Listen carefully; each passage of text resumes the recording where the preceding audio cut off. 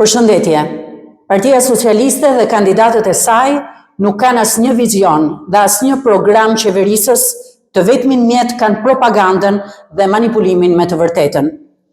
Nën ethet e humbjes së zgjedhjeve të 11 majit, po mundohen të mashtrojnë qytetarët shkodran me propagandë investimesh, të cilat po kryhen gjatë fushatës elektorale duke I rënë ndesh edhe kodit elektoral.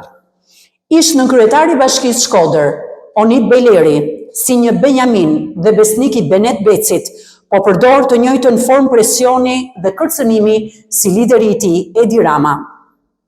Ai në një video I prezanton shkodranëve shifra dhe investime të cilat të vetmen merit si ish nënkryetar e ka se ishte aty kur ato u nisën.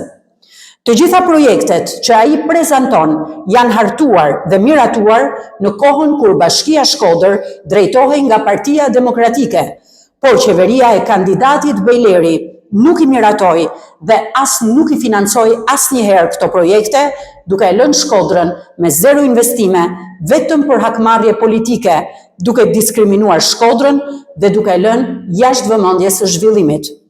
Partia Demokratike asnjëherë nuk është mburur e as nuk I ka përdorur investimet publike për propagandë elektorale, pasi Partia Demokratike është e vetëdijshme se ato janë merite vetme e qytetarëve shkodran, të cilët me mundin dhe sakrificën e tyre kanë qenë dhe janë kontribues në qytetin tonë përmes taksave të tyre.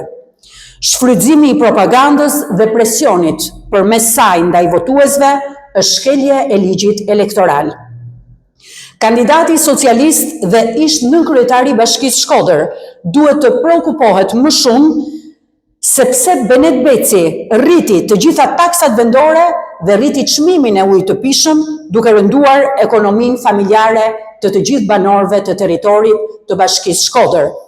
Propaganda investimeve, fasad, me asfalte elektorale, të cilat dëmtohen pas pak muajsh, nuk gënjejnë më shkodranët të cilëve u ka ardhur në maj të hundës rilindja dhe fasadat e saj boshe. 11 maj do t'jetë dita kur Benet Beci, Edi Rama dhe filizat e tyre do të marrin përgjigjen e merituar, humbjen e thellë të propagandës së rrejshme të tyre. Faleminderit.